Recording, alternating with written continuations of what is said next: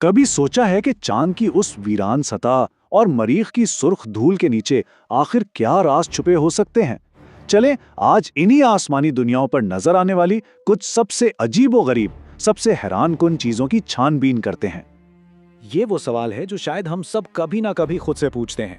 رات کو جب آسمان پر ان لاتعداد چمکتے ستاروں کو دیکھیں تو یہ خیال آتا ہی ہے کہ کیا اس اتنی بڑی، اتنی وسیع کائنات میں ہم واقعی اکیلے ہیں، یا کہیں کسی اور کونے میں بھی زندگی موجود ہو سکتی ہے؟ اچھا، تو اس کائناتی راز کی گتھی سلجھانے کے لیے اپنی کھوج کا آغاز کرتے ہیں اس جگہ سے جو ہمارے گھر سے سب سے قریب ہے، یعنی ہمارا اپنا چاند۔ تو بات شروع کرتے ہیں اس تاریخ سے جو ہم سب جانتے ہیں۔ 1968 میں اپولو 8 نے چاند کے گرد چکر لگایا، پھر 1969 میں نیل آرمسٹرانگ نے وہ تاریخی پہلا قدم رکھا۔ یہ تو ہوئی وہ آفیشیل کہانی جو ہمیں بتائی گئی ہے، مگر پھر کئی دہائیاں گزر گئیں، ٹیکنالوجی بہت آگے بڑھ گئی، اور جب جدید سیٹلائٹس نے چاند کی انتہائی صاف، ہائی ریزولوشن تصویریں بھیجنا شروع کیں تو کچھ ایسی چیزیں نظر آنے لگیں جن کی کوئی توقع ہی نہیں کر رہا تھا۔ مثال کے طور پر اسکاٹ ویرنگ نامی ایک محقق ہیں جو انہی چیزوں پر تحقیق کرتے ہیں۔ ان کا دعویٰ ہے کہ انہوں نے ناسا کی ایک تصویر میں ایک بہت ہی عجیب عمارت جیسی کوئی چیز دیکھی۔ انہوں نے اس کی نشاندہی کی، اور پھر مزے کی بات یہ ہے کہ صرف چند دن بعد جب ناسا نے اسی جگہ کی نئی تصویریں جاری کی تو وہ عمارت وہاں تھی ہی نہیں، غائب ہو چکی تھی۔ تو پھر سوال تو اٹھتا ہے نا کہ کیا ناسا نے جان بوجھ کر تصویر سے کچھ مٹا دیا، اسے ایڈٹ کر دیا، یا پھر اس غائب ہو جانے والی عمارت کی کوئی اور ہی وضاحت ہے؟ اور چاند پر یہ اکیلا معمہ نہیں ہے، ایک اور بڑا راز چاند کے اس حصے میں چھپا ہے جو ہمیں زمین سے کبھی نظر ہی نہیں آتا، جسے فار سائڈ یا بعیدی سمت کہتے ہیں۔ اچھا، تو چاند کی اس فار سائڈ پر تقریباً 5300 مربع کلومیٹر کا ایک بہت بڑا علاقہ ہے، اور عجیب بات یہ ہے کہ وہ چاند کی عام مٹی یا پتھر کا نہیں بلکہ کسی دھات کا بنا ہوا لگتا ہے۔ اب سائنسدانوں کی ایک تھیوری تو یہ ہے کہ شاید کوئی بہت بڑا شہاب ثاقب یہاں ٹکرایا ہوگا اور یہ اسی کی باقیات ہیں، لیکن کچھ ماہرین اس بات سے اتفاق نہیں کرتے۔ ان کا کہنا ہے کہ اتنا بڑا تصادم تو چاند کو تباہ کر دیتا۔ تو اگر یہ شہاب ثاقب نہیں تو پھر یہ کیا ہے؟ کیا یہ ممکن ہے کہ یہ کسی زیر زمین تہذیب کی کوئی نشانی ہو؟ تو چاند پر تو یہ پراسرار چیزیں ہیں ہی، لیکن اب ذرا رخ کرتے ہیں سرخ سیارے یعنی مریخ کا، کیونکہ جب بات آتی ہے عجیب و غریب چیزیں نظر آنے کی تو مریخ کی تو ایک لمبی تاریخ ہے، اور شاید مریخ پر نظر آنے والی سب سے مشہور، سب سے متنازع چیز یہ تصویر ہے جسے مریخ پر چہرہ یا فیس آن مارس کے نام سے جانا جاتا ہے، اور اسے وائکنگ 1 نے کھینچا تھا۔ تو یہ تصویر لی گئی تھی 1976 میں، اور اس میں صاف طور پہ ایک بہت بڑا انسان جیسا چہرہ نظر آ رہا ہے، جیسے کسی نے سطح پر تراشا ہو۔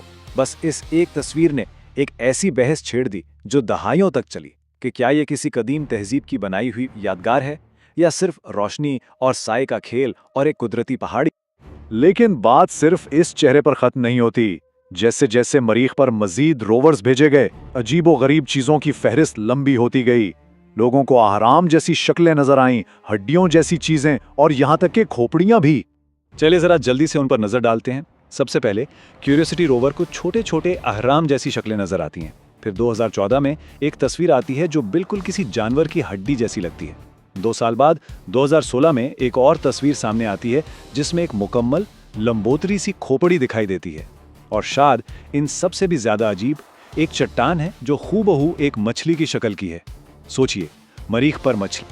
اچھا، تو جب ان ساری چیزوں کو ایک ساتھ دیکھیں تو لگتا ہے کہ یہ تو بہت بڑا ثبوت ہے خلائی مخلوق کا، لیکن کیا اس کہانی کا کوئی دوسرا رخ بھی ہے؟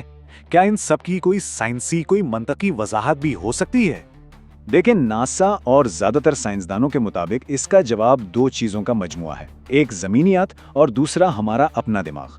پہلی بات، مریخ پر بہت تیز ہوائیں چلتی ہیں، اور لاکھوں سالوں کے دوران یہ ہوائیں ایک کاریگر کی طرح چٹانوں کو تراش کر جانی پہچانی شکلیں دے سکتی ہیں۔ دوسری چیز ہے روشنی اور سائی کا کمال۔ سورج کی روشنی اگر ایک خاص زاویے سے پڑے تو ایک عام سی پہاڑی بھی چہرہ لگنے لگتی ہے، اور کوئی بھی پتھر کسی جانی پہچانی چیز جیسا دیکھ سکتا ہے۔ تو اب ہمارے سامنے 2 بالکل الگ الگ کہانیاں ہیں۔